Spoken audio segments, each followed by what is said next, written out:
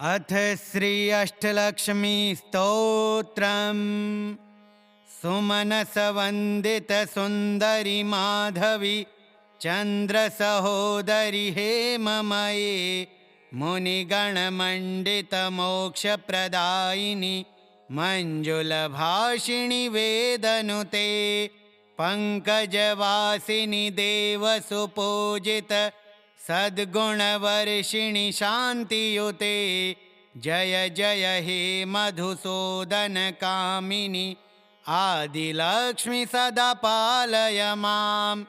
अहि कलिकल्मषनाशिनि कामिनि वैदिकरूपिणि वेदमये क्षीरसमुद्भव मङ्गलरूपिणि मन्त्रनिवासिनि मन्त्रनुते मंगलदायिनी अम्बुजवासिनी देवगणाश्रितपादयुते जय जय हे मधुसूदन कामिनी धान्यलक्ष्मी सदा पालय माम्।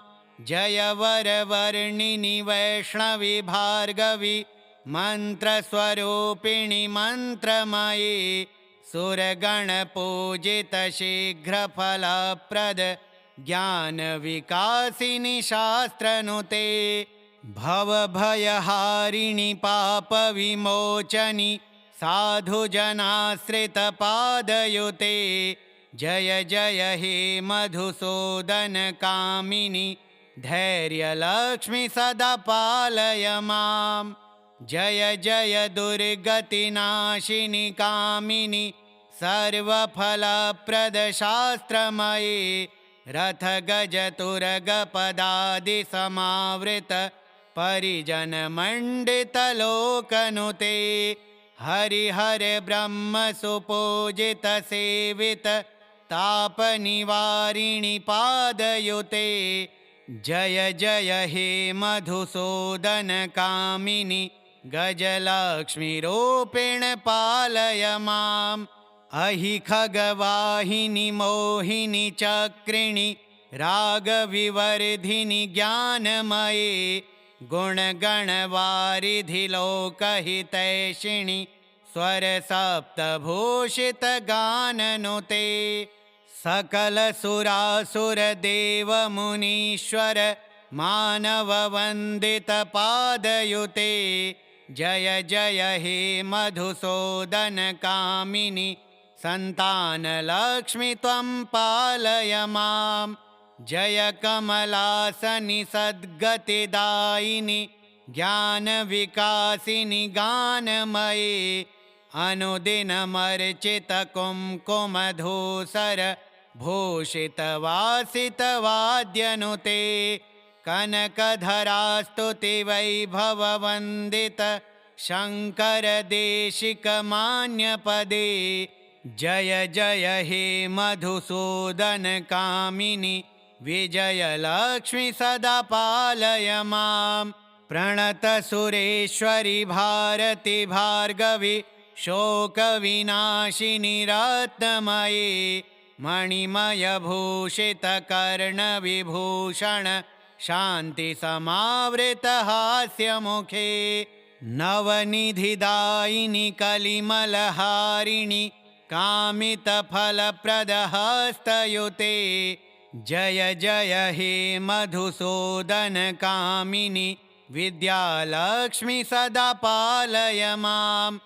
धिमि धिमि धिम धिमि धिम धिमि धिम धिमि दुन्दुभिनाद सुपूर्णमयी घुम घुम घुम घुम घुम घुम घुम घुम शङ्खनिनाद सुवाद्यनुते वेद पुराण इतिहास सुपूजित वैदिक मार्ग प्रदर्शयुते जय जय हे मधुसूदन कामिनी धनलक्ष्मी रूपेण पालय माम्।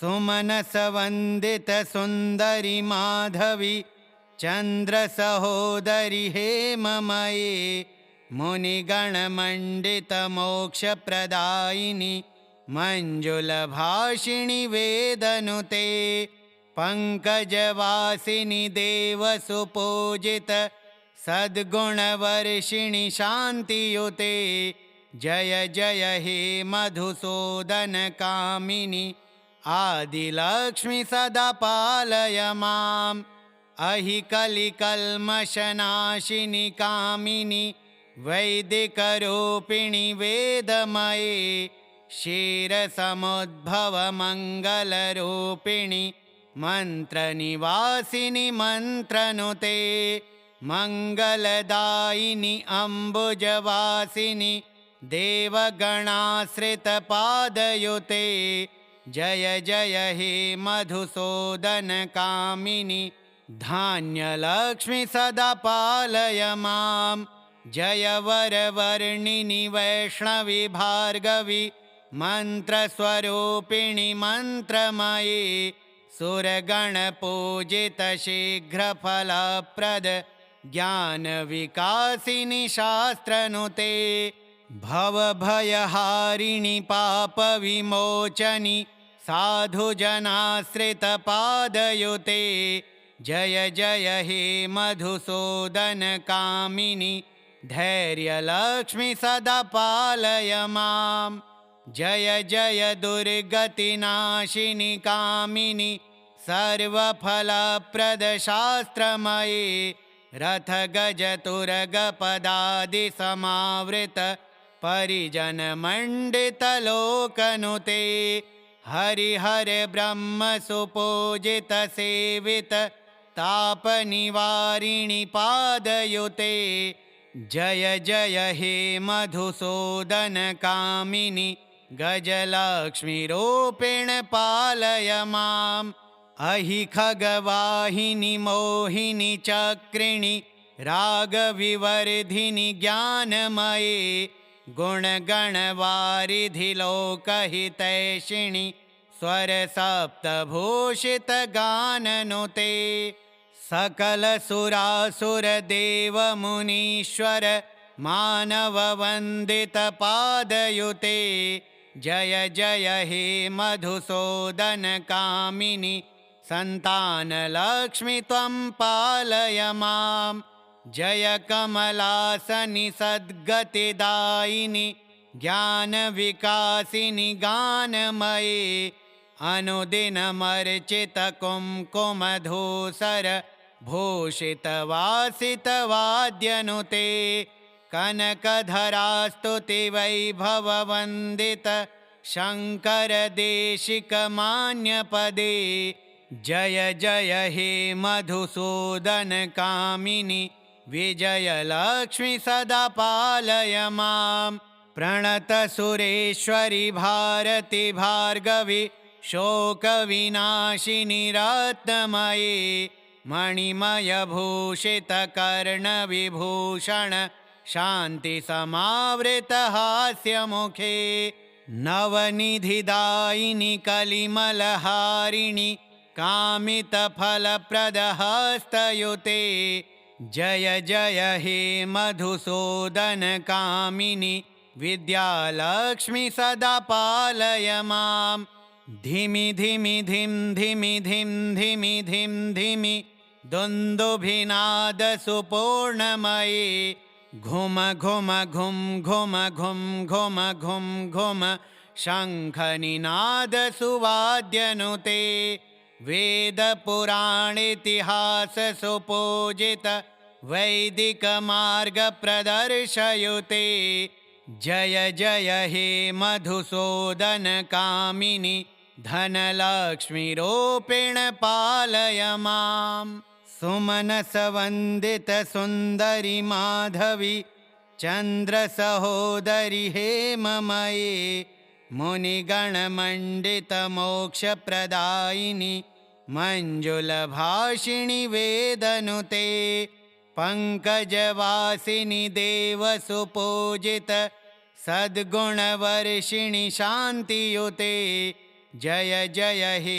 मधुसूदन कामिनि आदिलक्ष्मि सदा पालय माम् अहि कलिकल्मषनाशिनि कामिनि वैदिकरूपिणि वेदमये क्षीरसमुद्भवमङ्गलरूपिणि मन्त्रनिवासिनि मन्त्रनुते मङ्गलदायिनि अम्बुजवासिनि देवगणाश्रितपादयुते जय जय हे मधुसूदनकामिनि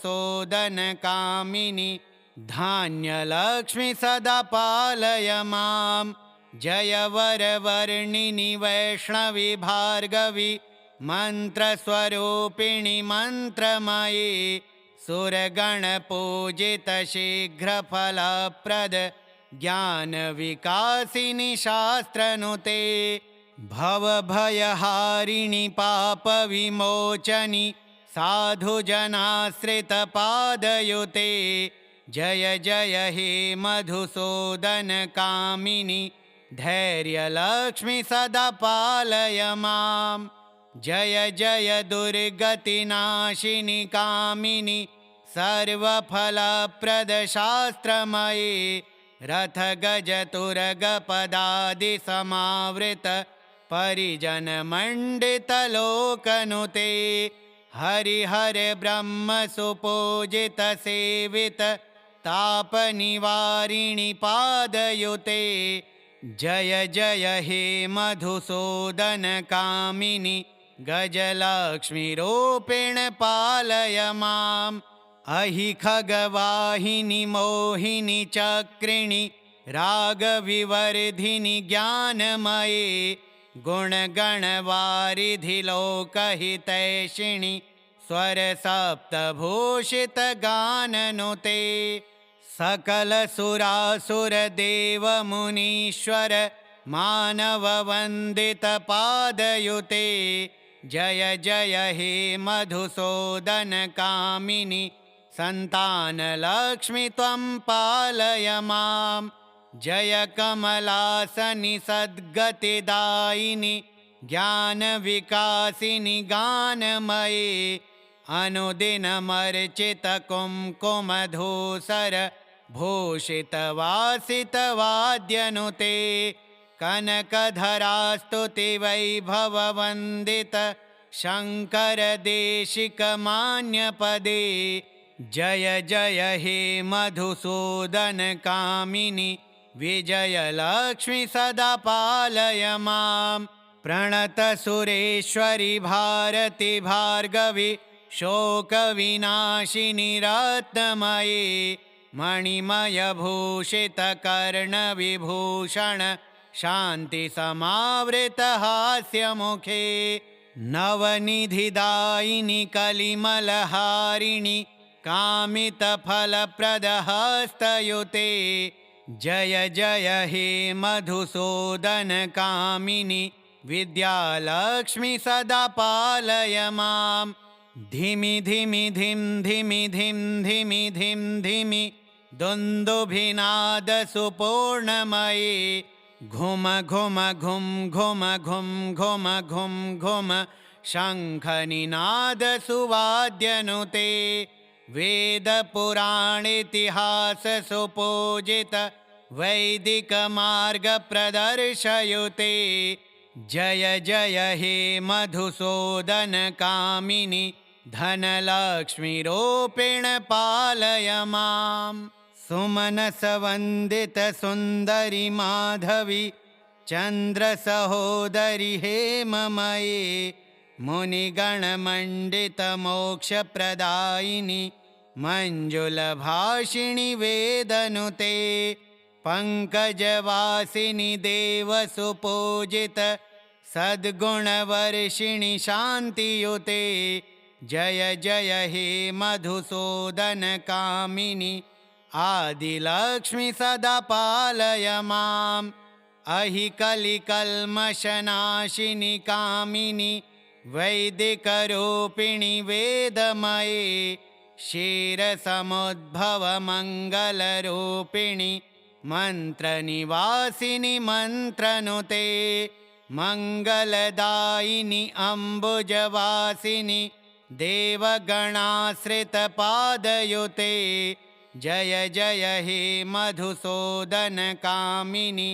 धान्यलक्ष्मि सदा पालय मां जय वरवर्णिनि वैष्णवि भार्गवि मन्त्रस्वरूपिणि मन्त्रमयि सुरगणपूजितशीघ्रफलप्रद ज्ञानविकासिनि शास्त्रनुते भवभयहारिणि पापविमोचनि साधुजनाश्रितपादयुते जय जय हे मधुसूदनकामिनि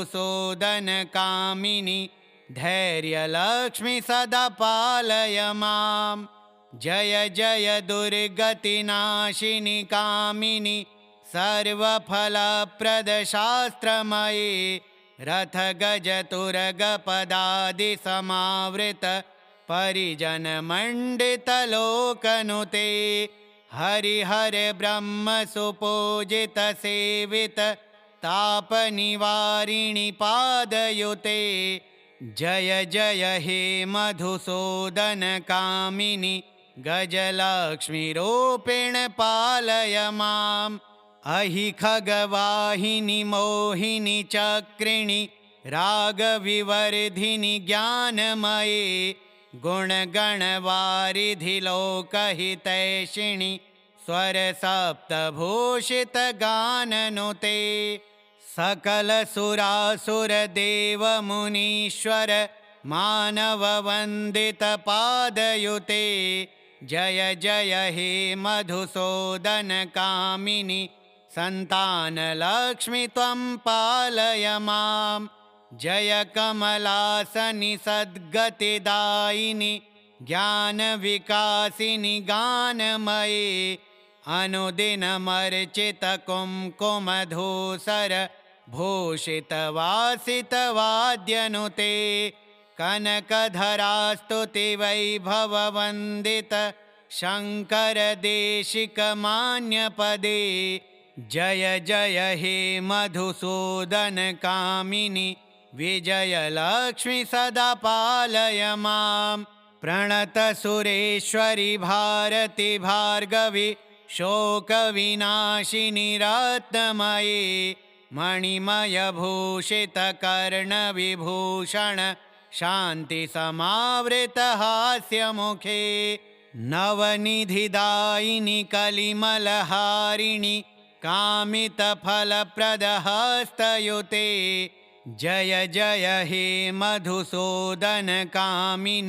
विद्यालक्ष्मि सदा पालय माम् धिमि धिमि धिं धिमि धिं धिमि धिं धिमि दुन्दुभिनादसुपूर्णमये घुम घुम घुं घुम घुं घुम घुं घुम शङ्खनिनादसुवाद्यनुते वेदपुराणेतिहाससुपूजित वैदिकमार्गप्रदर्शयुते जय जय हे मधुसूदनकामिनि धनलक्ष्मीरूपेण पालय माम् सुमनसवन्दितसुन्दरि माधवि चन्द्रसहोदरि हेममये मुनिगणमण्डितमोक्षप्रदायिनि मञ्जुलभाषिणि वेदनुते पङ्कजवासिनि देवसुपूजित सद्गुणवर्षिणि शान्तियुते जय जय हे मधुसूदनकामिनि आदिलक्ष्मि सदा पालय माम् अहि कलिकल्मषनाशिनि कामिनि वैदिकरूपिणि वेदमये क्षीरसमुद्भवमङ्गलरूपिणि मन्त्रनिवासिनि मन्त्रनुते मङ्गलदायिनि अम्बुजवासिनि देवगणाश्रितपादयुते जय जय हे मधुसूदनकामिनि धान्यलक्ष्मि सदा पालय माम् जय वरवर्णिनि वैष्णवि भार्गवि मन्त्रस्वरूपिणि मन्त्रमये सुरगणपूजितशीघ्रफलप्रद ज्ञानविकासिनि शास्त्रनुते भवभयहारिणि पापविमोचनि साधुजनाश्रितपादयुते जय जय हे मधुसूदनकामिनि धैर्यलक्ष्मी सदा पालय मां। जय जय दुर्गतिनाशिनि कामिनि सर्वफलप्रदशास्त्रमयि रथगजतुरगपदादिसमावृत परिजनमण्डितलोकनुते। हरिहर ब्रह्म सुपूजित सेवित तापनिवारिणि पादयुते।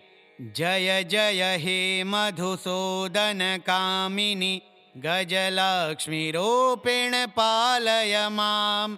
अहि खगवाहिनि मोहिनि चक्रिणि रागविवर्धिनि ज्ञानमये गुणगणवारिधि लोकहितैषिणि स्वरसप्तभूषितगाननुते। सकलसुरासुरदेवमुनीश्वर मानववन्दितपादयुते। जय जय हे मधुसूदन कामिनि सन्तानलक्ष्मि त्वं पालय माम्। जय कमलासनि सद्गतिदायिनि ज्ञानविकासिनि गानमये अनुदिनमर्चितकुङ्कुमधूसर भूषितवासितवाद्यनुते। कनकधरास्तुतिवैभववन्दित शङ्करदेशिकमान्यपदे। जय जय हे मधुसूदन कामिनि विजयलक्ष्मि सदा पालय माम्। प्रणतसुरेश्वरि भारति भार्गवि शोकविनाशिनि रत्नमये मणिमयभूषितकर्णविभूषण शान्तिसमावृतहास्यमुखे। नवनिधिदायिनि कलिमलहारिणि कामितफलप्रदहस्तयुते। जय जय हे मधुसूदन कामिनि विद्यालक्ष्मि सदा पालय माम्। धिमि धिमि धिं धिमि धिं धिमि धिं धिमि दुन्दुभिनादसुपूर्णमये घुम घुम घुं घुम घुं घुम घुं घुम शङ्खनिनादसुवाद्यनुते। वेदपुराणेतिहाससुपूजित वैदिकमार्गप्रदर्शयुते। जय जय हे मधुसूदन कामिनि धनलक्ष्मीरूपेण पालय माम्। सुमनसवन्दित सुन्दरि माधवि चन्द्रसहोदरि हेममये मुनिगणमण्डित मोक्षप्रदायिनि मञ्जुलभाषिणि वेदनुते। पङ्कजवासिनि देवसुपूजित सद्गुणवर्षिणि शान्तियुते। जय जय हे मधुसूदन कामिनि आदिलक्ष्मि सदा पालय माम्। अहि कलिकल्मषनाशिनि कामिनि वैदिकरूपिणि वेदमये क्षीरसमुद्भवमङ्गलरूपिणि मन्त्रनिवासिनि मन्त्रनुते। मङ्गलदायिनि अम्बुजवासिनि देवगणाश्रितपादयुते। जय जय हे मधुसूदन कामिनि धान्यलक्ष्मि सदा पालय माम्। जय वरवर्णिनि वैष्णवि भार्गवि मन्त्रस्वरूपिणि मन्त्रमये सुरगणपूजित शीघ्रफलप्रद ज्ञानविकासिनि शास्त्रनुते। भवभयहारिणि पापविमोचनि साधुजनाश्रितपादयुते। जय जय हे मधुसूदन कामिनि धैर्यलक्ष्मि सदा पालय माम्। जय जय दुर्गतिनाशिनि कामिनि सर्वफलप्रदशास्त्रमये रथगजतुरगपदादिसमावृत परिजनमण्डितलोकनुते। हरिहर ब्रह्म सुपूजित सेवित तापनिवारिणि पादयुते जय जय हे मधुसूदनकामिनि गजलक्ष्मीरूपेण पालय माम् अहि खगवाहिनि मोहिनि चक्रिणि रागविवर्धिनि ज्ञानमये गुणगणवारिधि लोकहितैषिणि स्वरसप्तभूषितगाननुते सकलसुरासुरदेवमुनीश्वर मानववन्दितपादयुते जय जय हे मधुसूदनकामिनि सन्तानलक्ष्मि त्वं पालय माम् जय कमलासनि सद्गतिदायिनि ज्ञानविकासिनि गानमये अनुदिनमर्चितकुङ्कुमधूसर भूषितवासितवाद्यनुते कनकधरास्तुतिवैभववन्दित शङ्करदेशिकमान्यपदे जय जय हे मधुसूदनकामिनि विजयलक्ष्मि सदा पालय माम् प्रणतसुरेश्वरि भारति भार्गवि शोकविनाशिनि रत्नमये मणिमयभूषितकर्णविभूषण शान्तिसमावृतहास्यमुखे नवनिधिदायिनि कलिमलहारिणि कामितफलप्रदहस्तयुते जय जय हे मधुसूदनकामिनि विद्यालक्ष्मि सदा पालय माम् धिमि धिमि धिं धिमि धिं धिमि धिं धिमि दुन्दुभिनादसुपूर्णमये घुम घुम घुं घुम घुं घुम घुं घुम शङ्खनिनादसुवाद्यनुते वेदपुराणेतिहाससुपूजित वैदिकमार्गप्रदर्शयुते जय जय हे मधुसूदनकामिनि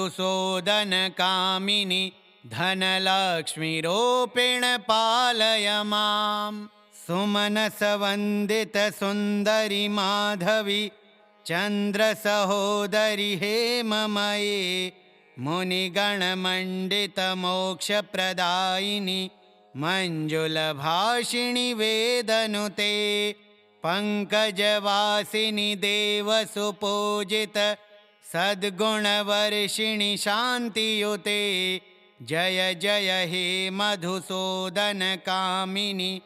आदिलक्ष्मि सदा पालय माम् अहि कलिकल्मषनाशिनि कामिनि वैदिकरूपिणि वेदमये क्षीरसमुद्भवमङ्गलरूपिणि मन्त्रनिवासिनि मन्त्रनुते मङ्गलदायिनि अम्बुजवासिनि देवगणाश्रितपादयुते जय जय हे मधुसूदनकामिनि धान्यलक्ष्मि सदा पालय माम् जय वरवर्णिनि वैष्णवि भार्गवि मन्त्रस्वरूपिणि मन्त्रमये सुरगणपूजित शीघ्रफलप्रद ज्ञानविकासिनि शास्त्रनुते भवभयहारिणि पापविमोचनि साधुजनाश्रितपादयुते जय जय हे मधुसूदनकामिनि धैर्यलक्ष्मि सदा पालय माम् जय जय दुर्गतिनाशिनि कामिनि सर्वफलप्रदशास्त्रमये रथगजतुरगपदादिसमावृत परिजनमण्डितलोकनुते हरिहर ब्रह्मसुपूजितसेवित तापनिवारिणि पादयुते जय जय हे मधुसूदनकामिनि गजलक्ष्मीरूपेण पालय माम् अहि खगवाहिनि मोहिनि चक्रिणि रागविवर्धिनि ज्ञानमये गुणगणवारिधि लोकहितैषिणि स्वरसप्तभूषितगाननुते सकलसुरासुरदेवमुनीश्वर मानववन्दितपादयुते जय जय हे मधुसूदनकामिनि सन्तानलक्ष्मि त्वं पालय मां जय कमलासनि सद्गतिदायिनि ज्ञानविकासिनि गानमये अनुदिनमर्चितकुङ्कुमधूसर भूषितवासितवाद्यनुते कनकधरास्तुतिवैभववन्दित शङ्करदेशिकमान्यपदे जय जय हे मधुसूदनकामिनि विजयलक्ष्मि सदा पालय मां प्रणतसुरेश्वरि भारति भार्गवि शोकविनाशिनि रत्नमये मणिमयभूषितकर्णविभूषण शान्तिसमावृतहास्यमुखे नवनिधिदायिनि कलिमलहारिणि कामितफलप्रदहस्तयुते जय जय हे मधुसूदनकामिनि विद्यालक्ष्मि सदा पालय मां धिमि धिमि धिं धिमि धिं धिमि धिं धिमि दुन्दुभिनादसुपूर्णमये घुम घुम घुं घुम घुं घुम घुं घुम शङ्खनिनादसुवाद्यनुते वेदपुराणेतिहाससुपूजित वैदिकमार्गप्रदर्शयुते जय जय हे मधुसूदनकामिनि धनलक्ष्मीरूपेण पालय मां सुमनसवन्दितसुन्दरि माधवि चन्द्रसहोदरि हेममये मुनिगणमण्डितमोक्षप्रदायिनि मञ्जुलभाषिणि वेदनुते पङ्कजवासिनि देवसुपूजित सद्गुणवर्षिणि शान्तियुते जय जय हे मधुसूदनकामिनि आदिलक्ष्मि सदा पालय मां अहिकलिकल्मषनाशिनि कामिनि वैदिकरूपिणि वेदमये क्षीरसमुद्भवमङ्गलरूपिणि मन्त्रनिवासिनि मन्त्रनुते मङ्गलदायिनि अम्बुजवासिनि देवगणाश्रितपादयुते जय जय हे मधुसूदनकामिनि धान्यलक्ष्मि सदा पालय मां जय वरवर्णिनि वैष्णवि भार्गवि मन्त्रस्वरूपिणि मन्त्रमये सुरगणपूजित शीघ्रफलप्रद ज्ञानविकासिनि शास्त्रनुते भवभयहारिणि पापविमोचनि साधुजनाश्रितपादयुते जय जय हे मधुसूदनकामिनि धैर्यलक्ष्मि सदा पालय मां जय जय दुर्गतिनाशिनि कामिनि सर्वफलप्रदशास्त्रमये रथगजतुरगपदादिसमावृत परिजनमण्डितलोकनुते हरिहर ब्रह्मसुपूजितसेवित तापनिवारिणि पादयुते जय जय हे मधुसूदनकामिनि गजलक्ष्मीरूपेण पालय मां अहि खगवाहिनि मोहिनि चक्रिणि रागविवर्धिनि ज्ञानमये गुणगणवारिधि लोकहितैषिणि स्वरसप्तभूषितगाननुते सकलसुरासुरदेवमुनीश्वर मानववन्दितपादयुते जय जय हे मधुसूदनकामिनि सन्तानलक्ष्मि त्वं पालय मां जय कमलासनि सद्गतिदायिनि ज्ञानविकासिनि गानमयि अनुदिनमर्चितकुङ्कुमधूसर भूषितवासितवाद्यनुते कनकधरास्तुतिवैभववन्दित शङ्करदेशिकमान्यपदे जय जय हे मधुसूदनकामिनि विजयलक्ष्मि सदा पालय मां प्रणतसुरेश्वरि भारति भार्गवि शोकविनाशिनि रत्नमयि मणिमयभूषितकर्णविभूषण शान्तिसमावृतहास्यमुखे नवनिधिदायिनि कलिमलहारिणि कामितफलप्रदहस्तयुते जय जय हे मधुसूदनकामिनि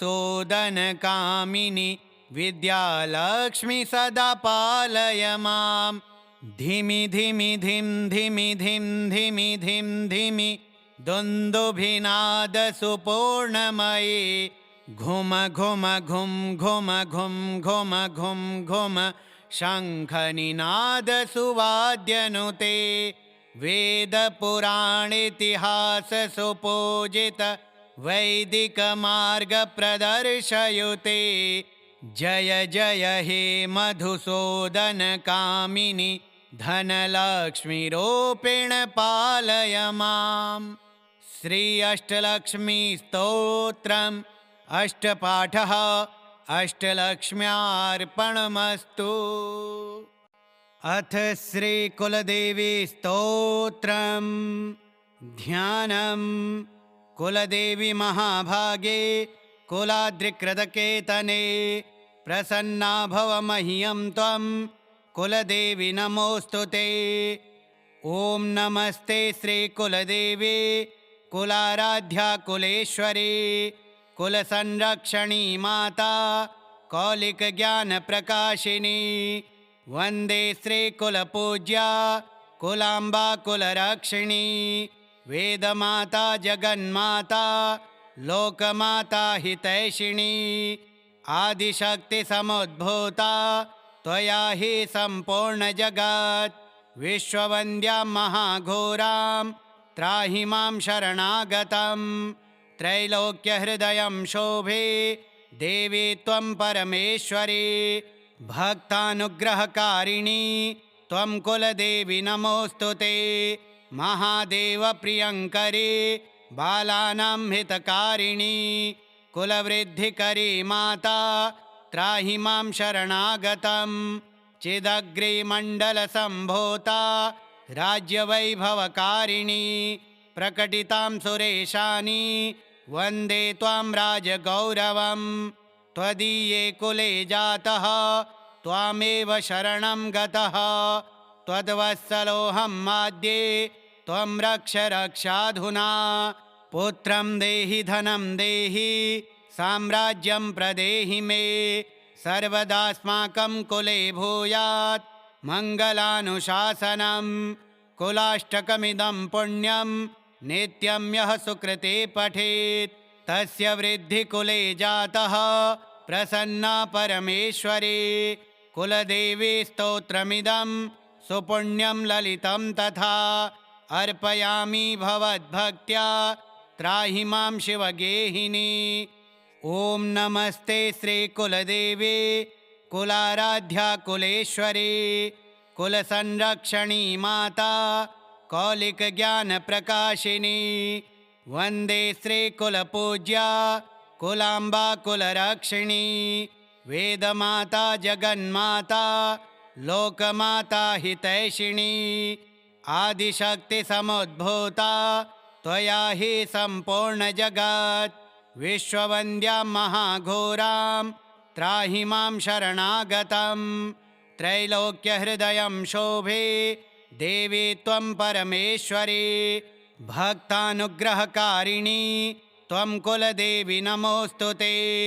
महादेवप्रियङ्करी बालानां हितकारिणी कुलवृद्धिकरी माता त्राहि मां शरणागतं चिदग्रिमण्डलसम्भूता राज्यवैभवकारिणी प्रकटितां सुरेशानि वन्दे त्वां राजगौरवं त्वदीये कुले जातः त्वामेव शरणं गतः त्वद्वत्सलोऽहं माद्ये त्वं रक्ष रक्षाधुना पुत्रं देहि धनं देहि साम्राज्यं प्रदेहि मे सर्वदास्माकं कुले भूयात् मङ्गलानुशासनं कुलाष्टकमिदं पुण्यं नित्यं यः सुकृते पठेत् तस्य वृद्धिकुले जातः प्रसन्ना परमेश्वरी कुलदेवी स्तोत्रमिदं सुपुण्यं ललितं तथा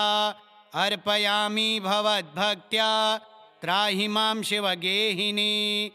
ॐ नमस्ते श्रीकुलदेवी कुलाराध्या कुलेश्वरी कुलसंरक्षणी माता कौलिकज्ञानप्रकाशिनी वन्दे श्रीकुलपूज्या कुलाम्बा कुलरक्षिणी वेदमाता जगन्माता लोकमाता हितैषिणी आदिशक्तिसमुद्भूता त्वया हि सम्पूर्णजगत् विश्ववन्द्यां महाघोरां त्राहि मां शरणागतं त्रैलोक्यहृदयं शोभे देवी त्वं परमेश्वरी भक्तानुग्रहकारिणी त्वं कुलदेवी नमोऽस्तु ते महादेवप्रियङ्करी बालानां हितकारिणी कुलवृद्धिकरी माता त्राहि मां शरणागतं चिदग्रिमण्डलसम्भूता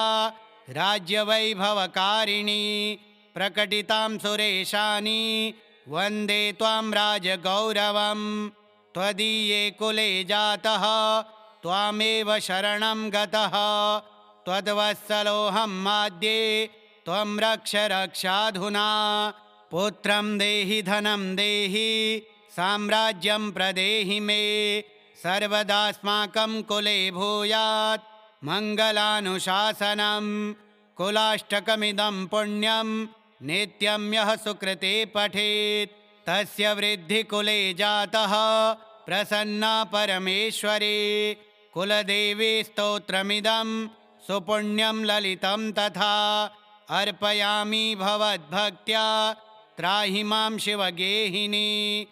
ॐ नमस्ते श्रीकुलदेवी कुलाराध्या कुलेश्वरी कुलसंरक्षणी माता कौलिकज्ञानप्रकाशिनी वन्दे श्रीकुलपूज्या कुलाम्बा कुलरक्षिणी वेदमाता जगन्माता लोकमाता हितैषिणी आदिशक्तिसमुद्भूता त्वया हि सम्पूर्णजगत् विश्ववन्द्यां महाघोरां त्राहि मां शरणागतं त्रैलोक्यहृदयं शोभे देवी त्वं परमेश्वरी भक्तानुग्रहकारिणी त्वं कुलदेवी नमोऽस्तु ते महादेवप्रियङ्करी बालानां हितकारिणी कुलवृद्धिकरी माता त्राहि मां शरणागतं चिदग्रिमण्डलसम्भूता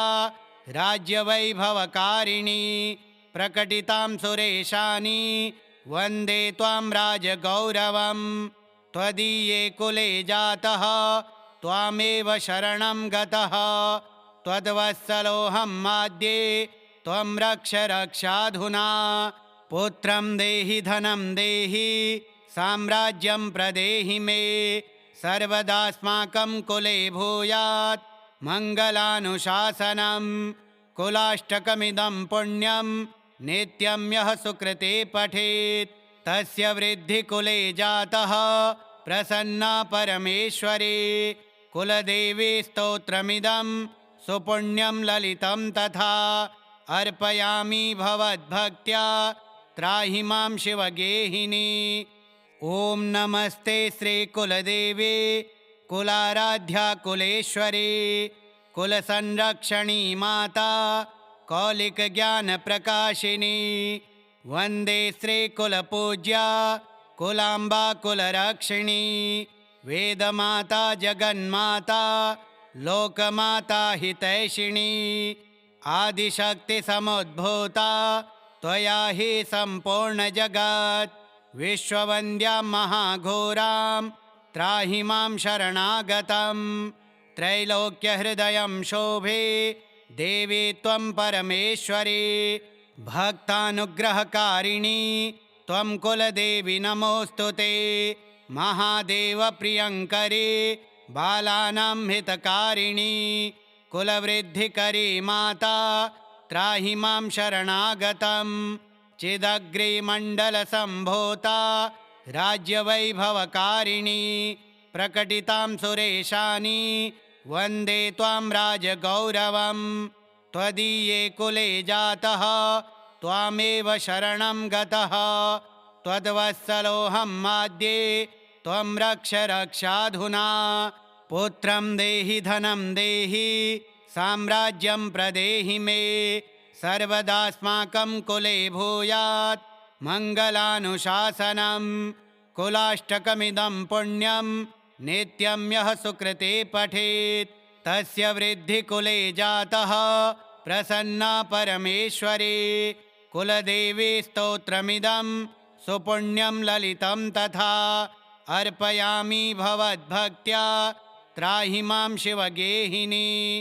ॐ नमस्ते श्रीकुलदेवी कुलाराध्या कुलेश्वरी कुलसंरक्षणी माता कौलिकज्ञानप्रकाशिनी वन्दे श्रीकुलपूज्या कुलाम्बा कुलरक्षिणी वेदमाता जगन्माता लोकमाता हितैषिणी आदिशक्तिसमुद्भूता त्वया हि सम्पूर्णजगत् विश्ववन्द्यां महाघोरां त्राहि मां शरणागतं त्रैलोक्यहृदयं शोभे देवी त्वं परमेश्वरी भक्तानुग्रहकारिणी त्वं कुलदेवी नमोऽस्तु ते महादेवप्रियङ्करी बालानां हितकारिणी कुलवृद्धिकरी माता त्राहि मां शरणागतं चिदग्रिमण्डलसम्भूता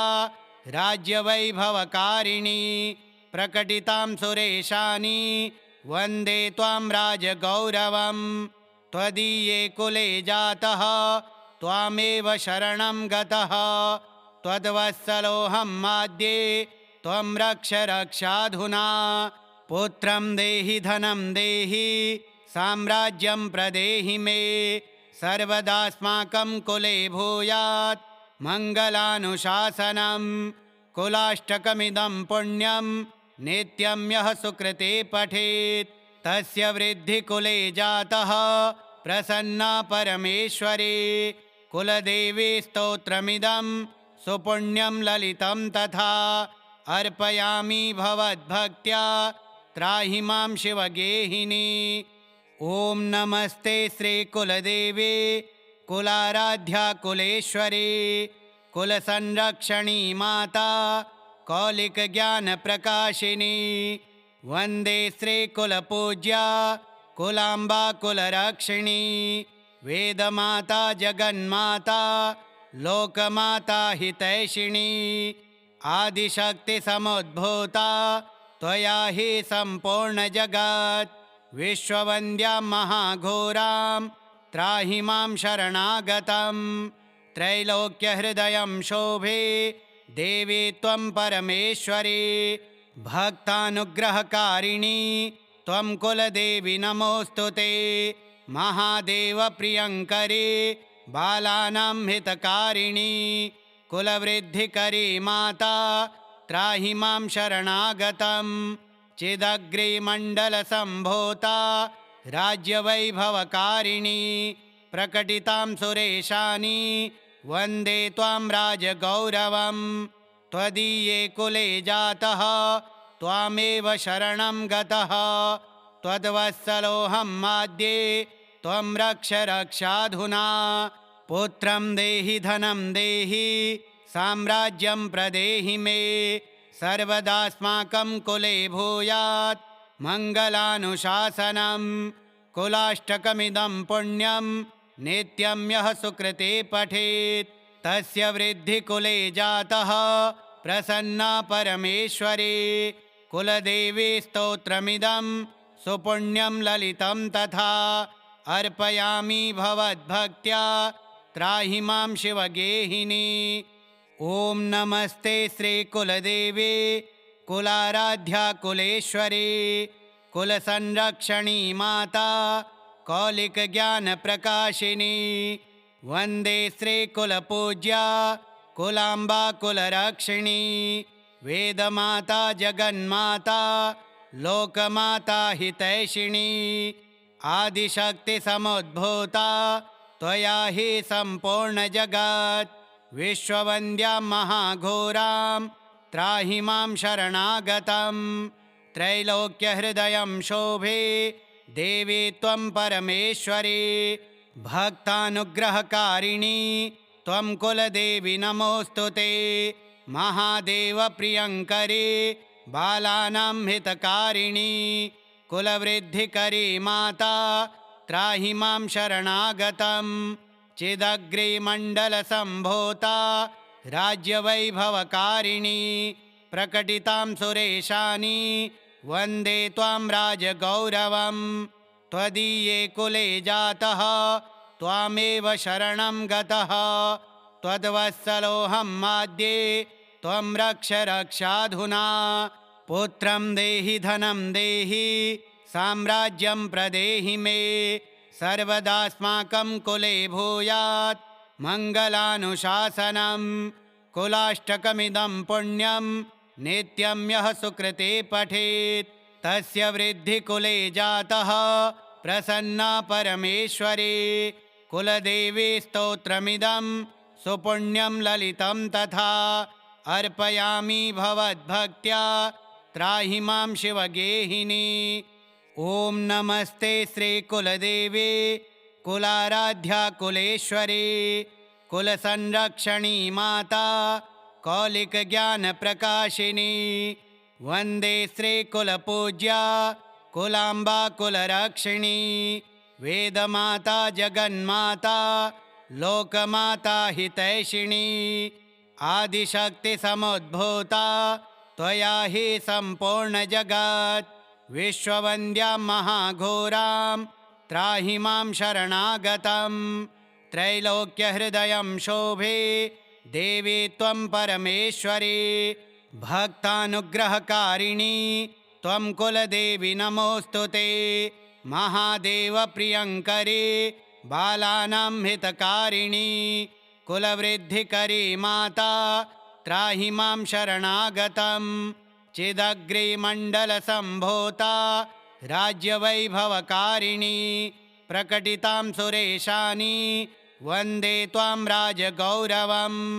त्वदीये कुले जातः त्वामेव शरणं गतः त्वद्वत्सलोऽहं माद्ये त्वं रक्ष रक्षाधुना।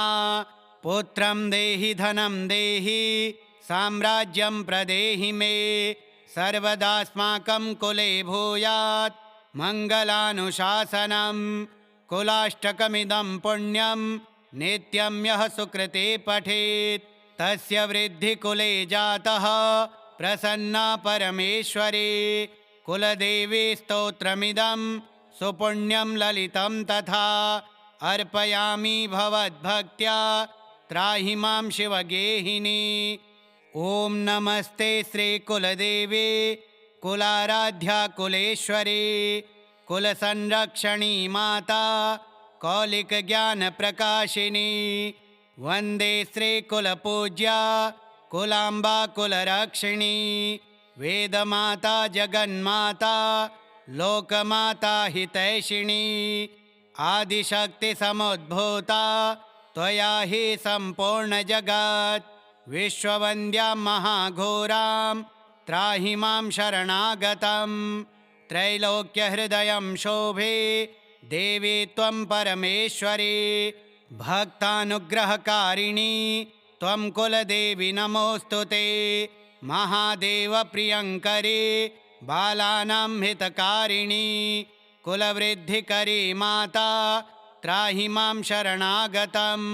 चिदग्रिमण्डलसम्भूता राज्यवैभवकारिणी प्रकटितां सुरेशानी वन्दे त्वां राजगौरवं त्वदीये कुले जातः त्वामेव शरणं गतः त्वद्वत्सलोऽहं माद्ये त्वं रक्ष रक्षाधुना पुत्रं देहि धनं देहि साम्राज्यं प्रदेहि मे सर्वदास्माकं कुले भूयात् मङ्गलानुशासनं कुलाष्टकमिदं पुण्यं नित्यं यः सुकृते पठेत् तस्य वृद्धिकुले जातः प्रसन्ना परमेश्वरी कुलदेवी स्तोत्रमिदं सुपुण्यं ललितं तथा अर्पयामि भवद्भक्त्या त्राहि मां शिवगेहिनी।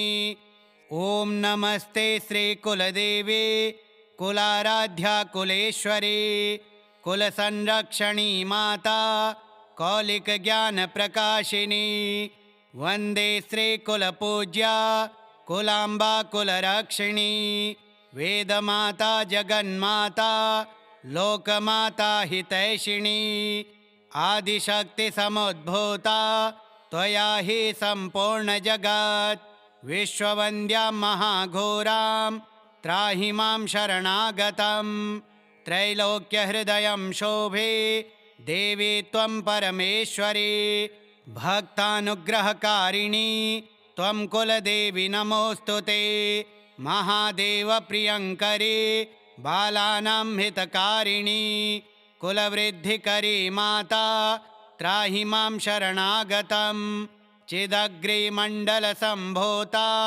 राज्यवैभवकारिणी प्रकटितां सुरेशानी वन्दे त्वां राजगौरवं त्वदीये कुले जातः त्वामेव शरणं गतः त्वद्वत्सलोऽहं माद्ये त्वं रक्ष रक्षाधुना पुत्रं देहि धनं देहि साम्राज्यं प्रदेहि मे सर्वदास्माकं कुले भूयात् मङ्गलानुशासनं कुलाष्टकमिदं पुण्यं नित्यं यः सुकृते पठेत् तस्य वृद्धिकुले जातः प्रसन्ना परमेश्वरी कुलदेवी स्तोत्रमिदं सुपुण्यं ललितं तथा अर्पयामि भवद्भक्त्या त्राहि मां शिवगेहिनी। श्रीकुलदेवी स्तोत्रम् 11 पाठः कुलदेव्यार्पणमस्तु। अथ श्रीराधा स्तोत्रम्। गृहे राधा वने राधा राधा पृष्ठे पुरः स्थिता यत्र यत्र स्थिता राधा राधैवाराध्यते मया जिह्वा राधा श्रुतौ राधा राधा नेत्रे हृदि स्थिता सर्वाङ्गव्यापिनी राधा राधैवाराध्यते मया पूजा राधा जपो राधा राधिका चाभिवन्दने स्मृतौ राधा शिरो राधा राधैवाराध्यते मया गाने राधा गुणे राधा राधिका भोजने गतौ रात्रौ राधा दिवा राधा राधैवाराध्यते मया माधुर्ये मधुरा राधा महत्त्वे राधिका गुरुः सौन्दर्ये सुन्दरी राधा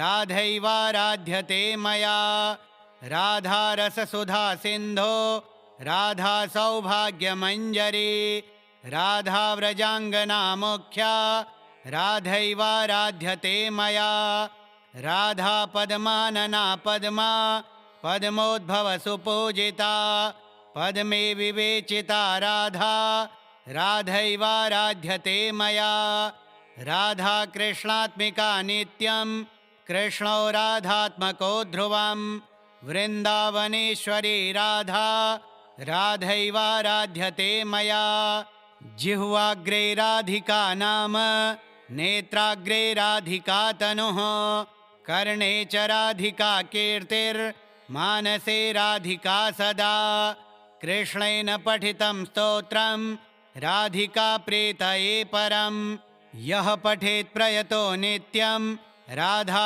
कृष्णान्तिको भवेत् आराधितमनः कृष्णो राधाराधितमानसः कृष्णाकृष्टमना राधा राधा कृष्णेति यः पठेत्। श्रीब्रह्माण्डपुराणान्तर्गतं व्यासदेवविरचितं राधास्तोत्रम्।